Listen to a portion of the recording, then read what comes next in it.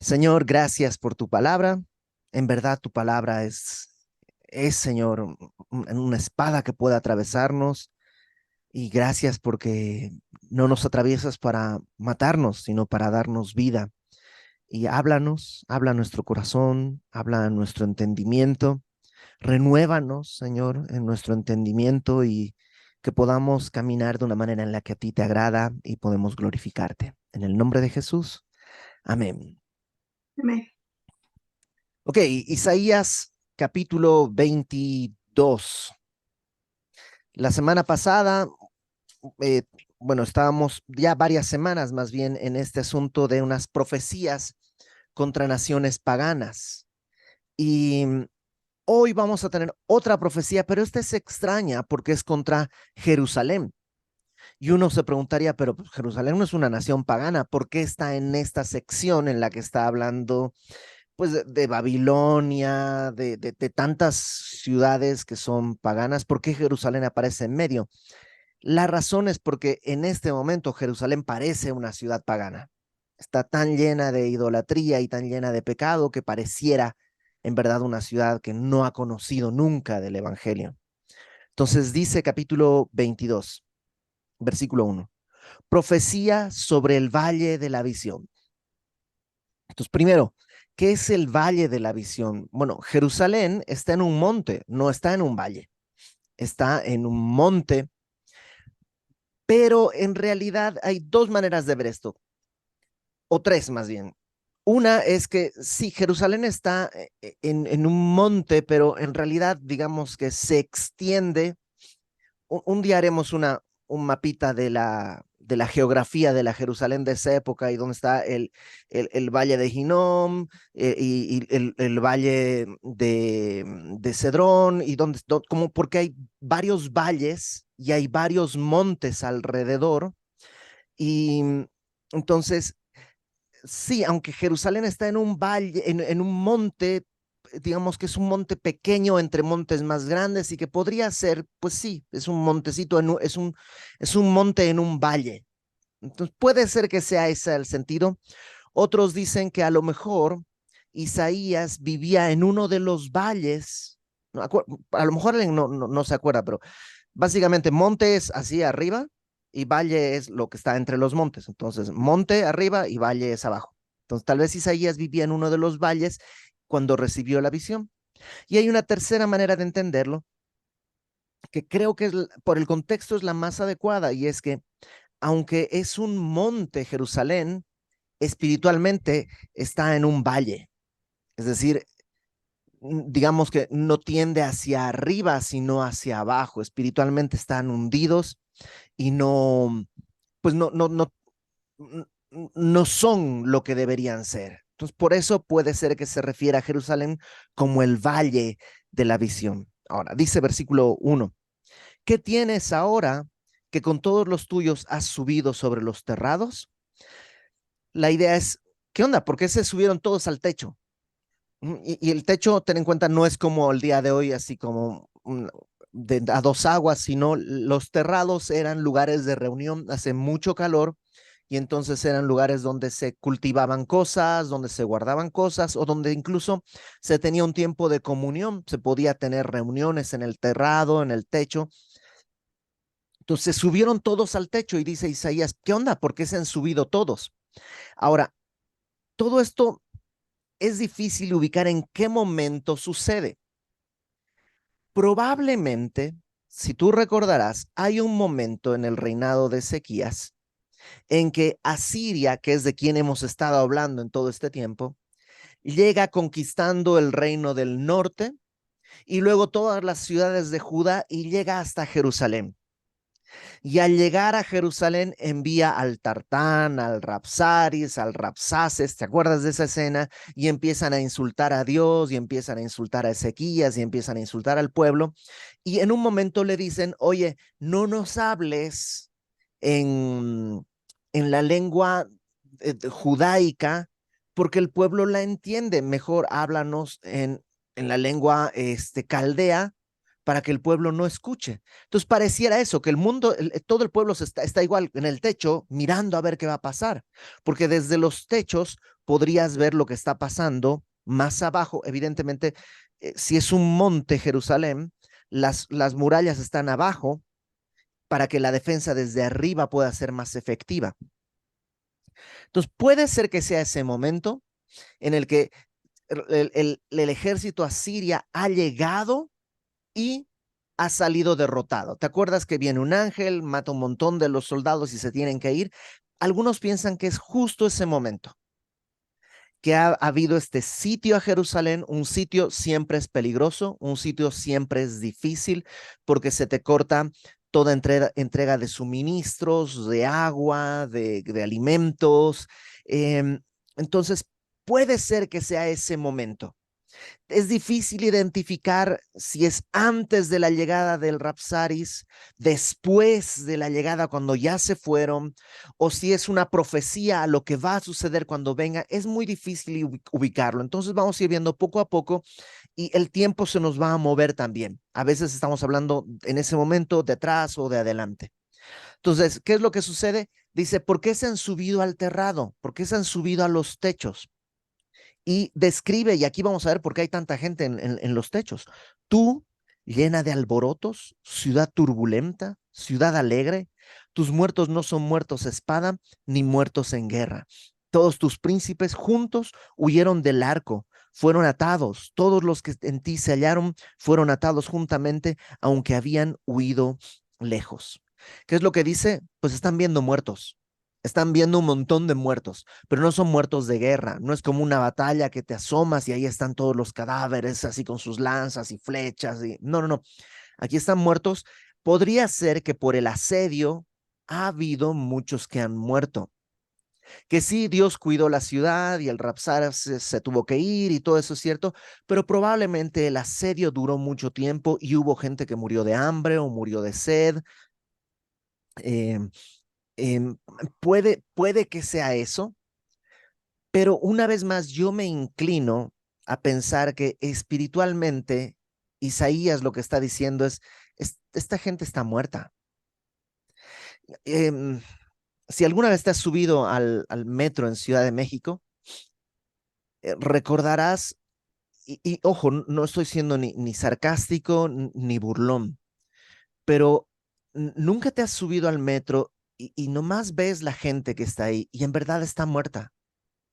eh, Algunos están regresando del trabajo y se los ve cansados, agotados. ¿Quién no volvió del trabajo durmiendo y cabeceando en el metro? Todos, bueno, los que vivimos en Ciudad de México en algún momento hemos regresado en el metro cansados, agotados, la gente desesperada, los rostros tristes e incluso las personas que en cierto sentido están gozosos o felices. Tú sabes que sin Cristo es una cáscara, es una pinturita ahí, es un barniz frágil, porque por dentro la gente está muerta sin Cristo.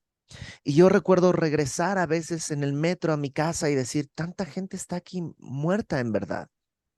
Y probablemente eso es lo que ve eso es lo que ve Isaías. Lo que está viendo es cuánta gente muerta, aunque han sido liberados, aunque Asiria no va a entrar a la ciudad porque Dios los protegió o los va a proteger, siguen siendo muertos, porque no han querido entender la gracia de Dios.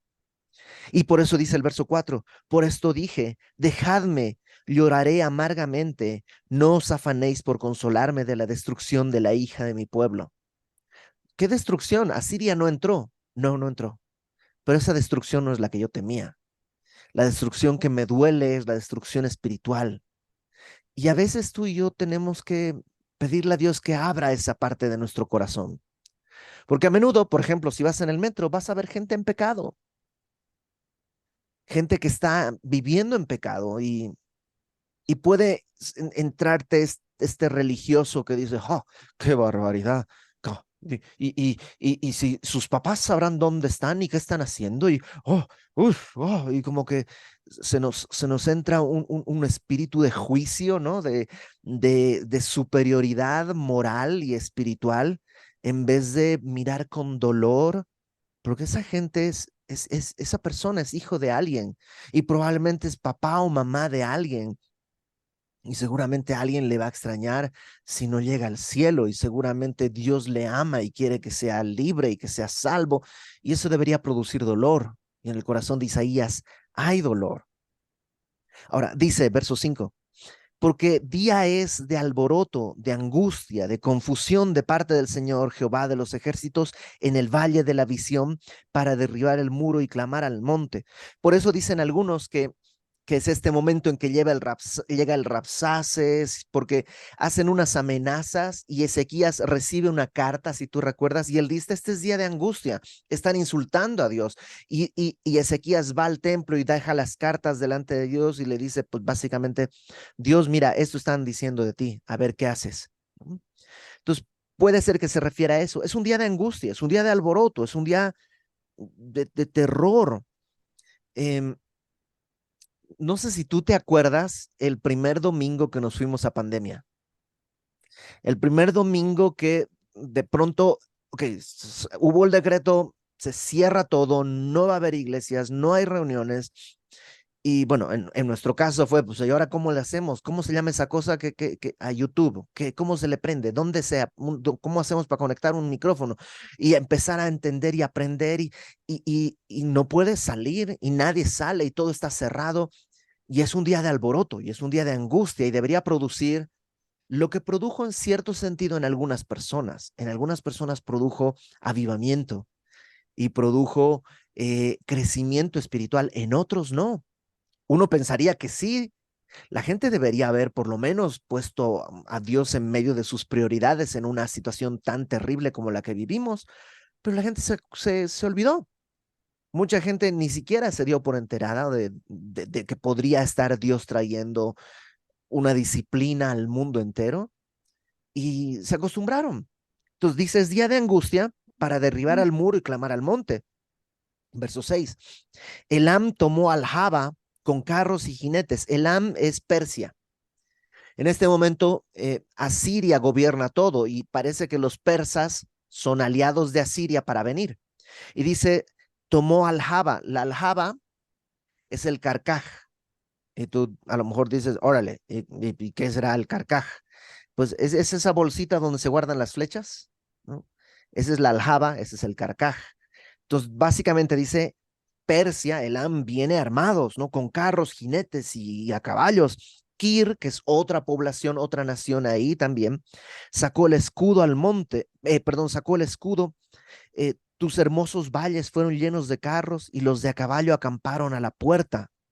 Entonces, ves, otra vez, piensa en pandemia, piensa en, no sentías, sobre todo esa primera época de la pandemia, que casi como en el Éxodo, en la noche en la que decías, la muerte está afuera, ¿no? Se está caminando y nos llegaban, por lo menos en los chats, había grupos de oración de aquí, grupos de oración de allá y nos llegaban, fulanito se enfermó y como que se iban acercando los muertos, iban creciendo en número, iban haciéndose más cercanos y es así, o sea, Jerusalén está rodeada, jinetes, caballos, carros, dice el verso 8, y desnudó la cubierta de Judá. En otras versiones traducen y como que Dios quitó la protección de Judá. La cubierta, lo que podía cubrir a Judá, se ha quitado, ahora está desnuda. ¿Quién le va a proteger? ¿No? ¿Cómo se va a cuidar? Y miraste en aquel día hacia la puerta, perdón, y miraste en aquel día hacia la casa de armas del bosque. La casa de armas del bosque parece que hace referencia. Si tú te acuerdas, cuando estudiamos Segundo de Reyes, vimos que había una casa del bosque que construyó Salomón, que se llamaba así porque había tantas columnas que parecía un árbol, y ahí había escudos de oro y lanzas y espadas, y entonces, o sea, dicen, ¿qué hacemos? O sea, viene esta invasión, pues corramos a buscar las armas, incluso esas, que no son para la guerra, nadie pelea con una espada de oro, es muy cara, pero pues ante la desesperación, aunque sea eso.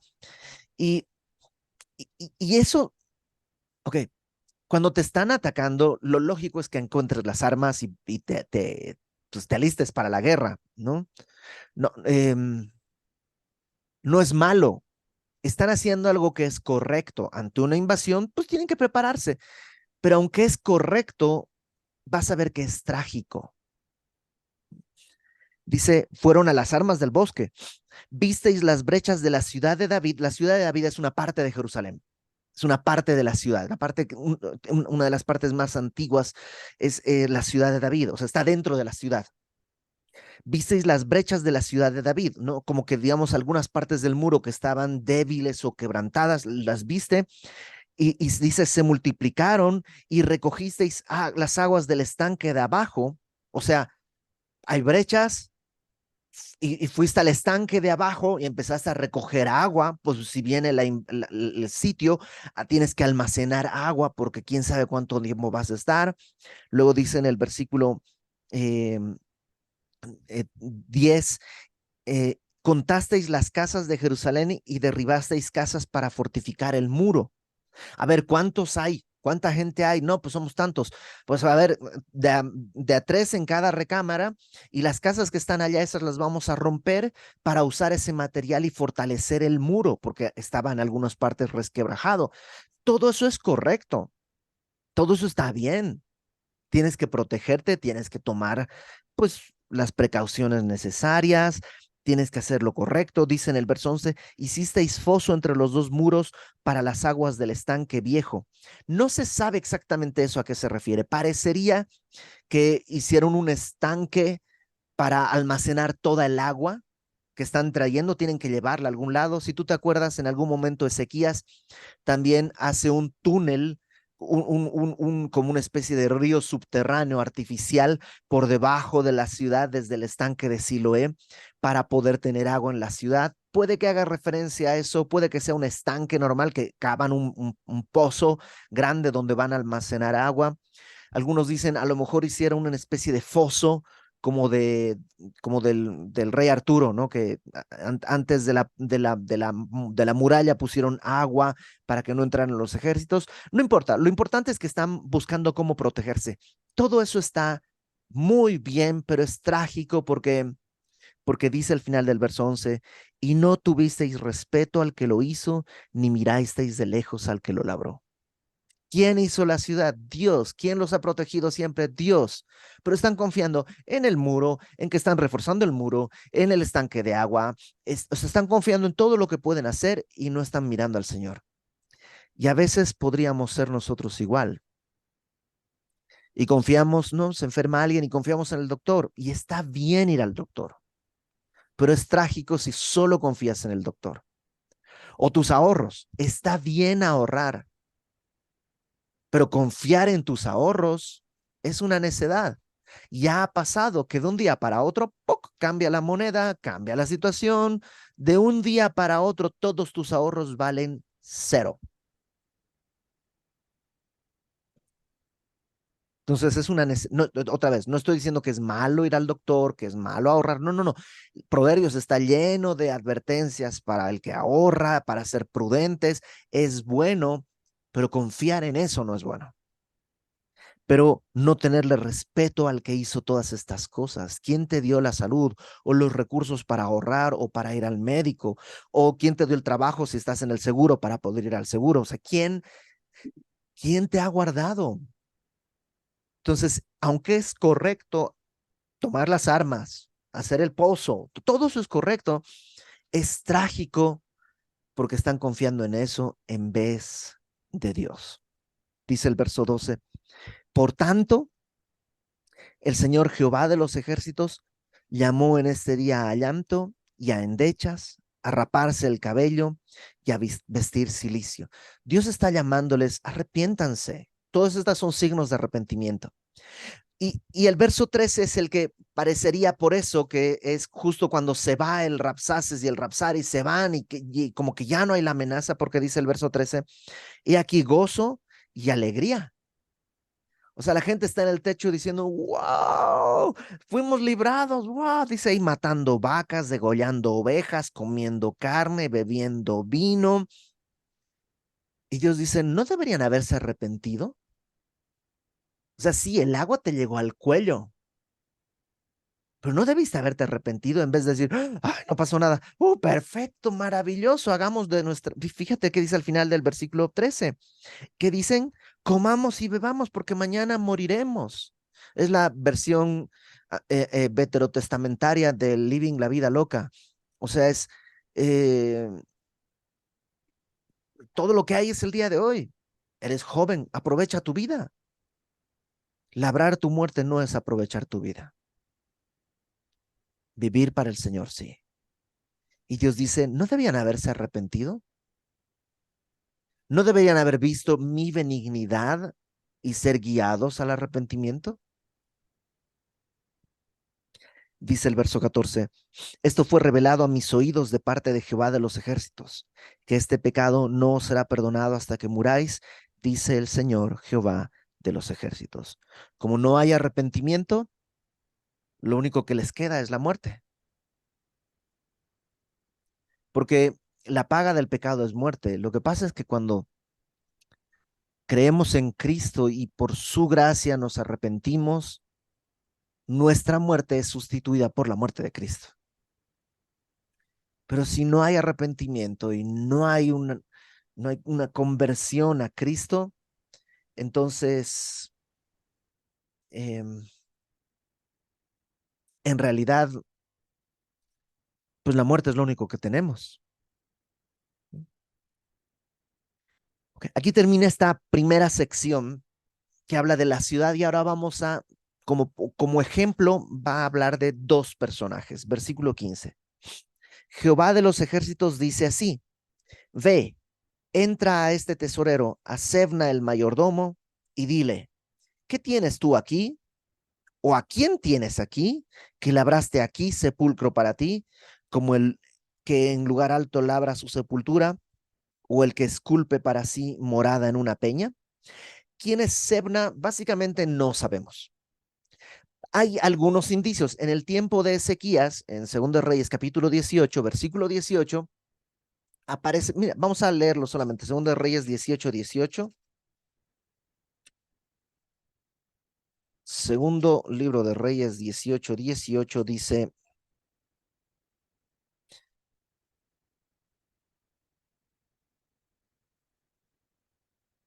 dice 18, 18. Eh, voy a leerlo desde el 17. Después el rey de Asiria envió contra el rey Ezequías al Tartam, a Rabsaris, al Rabsaces, con un gran ejército desde Laquis contra Jerusalén, y subieron y vinieron a Jerusalén, y habiendo subido, vinieron y acamparon junto al acueducto del estanque arriba, en el camino de la heredad del lavador. Llamaron luego al rey y salió a ellos Eliakim, acuérdate de Eliakim, hijo de Hilcías, mayordomo, y Sebna, escriba, y Joa, hijo de Asaf, canciller. Entonces, por esto parecería que estamos en ese momento porque parece que son estos dos personajes, Eliakim y, y Sebna. Hay una pequeña discrepancia en cuanto a sus cargos, pero podría ser que cambiaron el cargo, podría, pues, no sé, puede haber alguna explicación. Entonces dice, Jehová de los ejércitos dice así, entra a este tesorero, a Sebna. Entonces Sebna aquí era un escriba en 2 Reyes 18, aquí es mencionado como tesorero, tal vez eran las dos cosas, ¿ok? Y le dice la acusación contra Sebna, que es el mayordomo, ¿no? Le dice, ¿qué tienes aquí? ¿O a quién tienes aquí?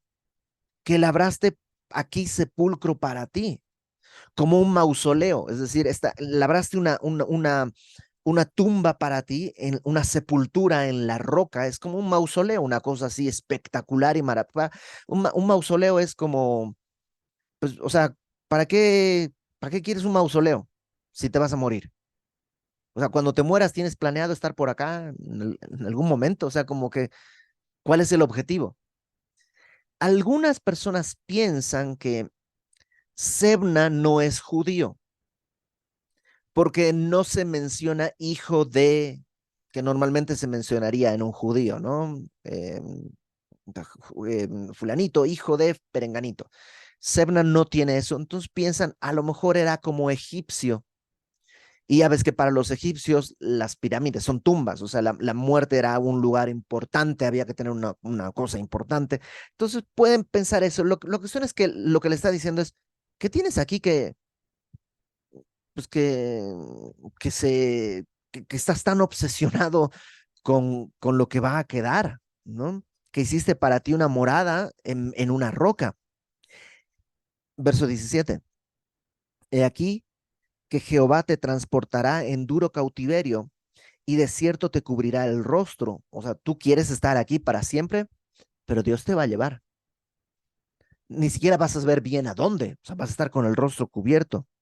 Te echará a rodar con ímpetu como a bola por tierra extensa. Es como que agarras una bola de bolichas y brum, la tiras y se va, se va, se va, se va, se va, se va. Así vas a salir aventado. eh, allá morirás y allá estarán los carros de tu gloria, oh vergüenza de la casa de tu Señor, y te arrojaré de tu lugar y de tu puesto y te empujaré. Entonces, tú que estás buscando aquí lo tuyo, queriendo a ti lo tuyo, vas a perder todo, ¿no? ¿Te recuerdas cuando Jesús dijo, el que quiera guardar su vida la va a perder, pero el que pierda su vida por causa mía, ese la ganará al final? Em, el que, o sea, para poder seguirle necesitas negarte, tomar tu cruz y seguirle. Es esa idea. Y aquí está Sebna, sí, buscando inscribir su nombre con letras de oro en el libro de la historia y no hay cómo, ¿no? Versículo 20. En aquel día, ahora va a aparecer otro personaje, llamaré a mi siervo Eliakim, hijo de Hilcías. Aquí sí tenemos esta relación de padre-hijo. Y lo vestiré de tus vestiduras. O sea, Sebna, tú te vas a ir y tu lugar lo va a tomar Hilcías. Y lo ceñiré de tu talabarte y entregaré en sus manos tu potestad y será padre al morador de Jerusalén y a la casa de Judá y pondré la llave de la casa de David sobre su hombro. O sea, él va a ser el tesorero. Él va a ser el que ahora va a ser el mayordomo, él va a ser el que administra los recursos. ¿Cómo crees que consiguió dinero para hacerse una tumba tan grande? Pues si él es el que administraba los recursos del reino, pues probablemente Sebna pues, se robaba mucho dinero. Entonces ahora va a estar Eliakim, que dice que estará en lugar firme, ¿no? Perdón, le pondré la llave de la casa de David sobre su hombro y abrirá y nadie cerrará y cerrará y nadie abrirá. Por este asunto, eh, esta última frase de la casa de David con la llave y abrirá y nadie cerrará y todo esto en Apocalipsis se lo atribuyen a Jesús. Jesús es el que abre y nadie cierra y cierra y nadie abre. Por ello, algunos piensan que Eliakim es un tipo de Cristo. Y tiene sentido. En este sentido, o sea, fíjate, nosotros somos Sebna, infieles, nuestros ojos estaban aquí, nuestra vida estaba acá, todo lo que hay aquí es lo que necesitamos. Y de pronto aparece o sea, viene Eliakim, viene Jesús. Y Él es el que hace un cambio en todo, hace un cambio en nuestra vida, cambia todo en nuestra perspectiva. Dice, lo hincaré como clavo en lugar firme. La idea es como, imagínate una estaca en la pared, ¿sí? Bien puesta. Dice, y será por asiento de honra a la casa de su padre. La palabra asiento es trono. Será como trono de honra a la casa de su padre. Y sí, Jesús hizo todo para la gloria del Padre. Colgarán de él, ¿te acuerdas que es un clavo? ¿No? Van a colgar de él toda la honra de la casa de su padre, los hijos, los nietos, los vasos menores, desde las tazas hasta toda clase de jarros. O sea, todo lo que cuelgues en ese clavo no se va a caer. Todo lo que cuelgues en ese clavo va a estar firme. Todo lo que pongas en ese clavo no hay peligro de que se caiga. ¿Alguna vez has puesto un clavo y luego un cuadro y el cuadro ¡poc! Se cayó porque el clavo no aguantó? Bueno, aquí no pasa eso. Este clavo es un clavo confiable, ¿no? Eliakim es este clavo, el que va a estar la honra, todo puesto ahí. Qué distinto a cuando quieres colgar tu honra, tu esperanza en las cosas de este mundo, en tus ahorros, en lo que sea que decíamos hace rato. Puedes decir, confío en mi juventud. Créeme, la juventud se va más rápido de lo que tú piensas. En mis fuerzas, lo mismo. Todo lo que tú pongas tu esperanza, que no sea Cristo, es un clavo que se va a doblar. Verso 25. En aquel día, dice Jehová de los ejércitos, el clavo hincado en su lugar firme será quitado. Y algunos piensan que habla de Sebna, que ahora Sebna es ese clavo, pero va a ser quitado para que entre Eliakim, ¿no? Porque en aquel día es cuando va a hacer esto. Será quebrado y caerá, y la carga que sobre él se puso se echará a perder, porque Jehová habló. Entonces, ¿qué tenemos para nosotros en este texto? Yo creo que uno, Dios es bueno, Dios trae gracia, misericordia y renueva todos los días su misericordia, pero está esperando que nosotros podamos caminar al arrepentimiento. Su benignidad nos debe guiar al arrepentimiento, poder entender qué es lo que en nuestro corazón está tomando en lugar de Dios. ¿Estamos confiando en alguna cosa que no sea el Señor? ¿Estamos acumulando agua, reforzando los muros, en vez de acudir directamente al Señor? Se va a perder, se va a pudrir, se va a desgastar. ¿Estás confiando en una buena escuela para tus hijos? Es bueno. Si puedes pagar una buena escuela para tus hijos, gloria a Dios. Pero no es un clavo firme. Eso no les va a dar una buena vida necesariamente. Entendamos una buena vida como una vida según el propósito de Dios. Entonces, tarde o temprano Sebna se va a doblar y solo va a quedar Eliakim. Pues, ¿dónde quieres colgar tu vida? ¿Dónde quieres colgar tus decisiones? ¿A quién quieres agradar? ¿Estás con los ojos puestos en el aquí, en el ahora, en lo de hoy? Mm. Lo de hoy es para lo único que sirve el tiempo de aquí y el tiempo de ahora es para ver cuánta gente necesita el evangelio. Para todo lo demás necesitas poner tu vista allá. Entonces, ¿por qué está la gente en los techos? Porque hay mucho muerto. Pero no entres a matar vacas y a hacer festines. Llora, ora, quebrántate por tu pecado y el pecado de nuestro pueblo, de nuestra ciudad, de nuestra nación, y cuelga tu vida y tu esperanza en Cristo y enseñémosles a otros a colgar su vida y su esperanza en Cristo. Vamos a orar. Señor, gracias porque al revelarte a nosotros, tú nos has dado una nueva perspectiva, una nueva vida, nos has dado una nueva esperanza y somos hechos libres para poder de rodillas delante de ti buscar tu gloria. Extiende tu mano, Señor. No permitas que nuestros ojos se aparten de ti. No permitas que pongamos nuestra esperanza en algo que no vale la pena. Danos sabiduría. Danos sabiduría para identificar esas cosas en nosotros y poder vivir para tu tiempo, para tu gloria y siempre confiando en ti, Señor. En el nombre de Jesús nos ponemos en tus manos. Amén.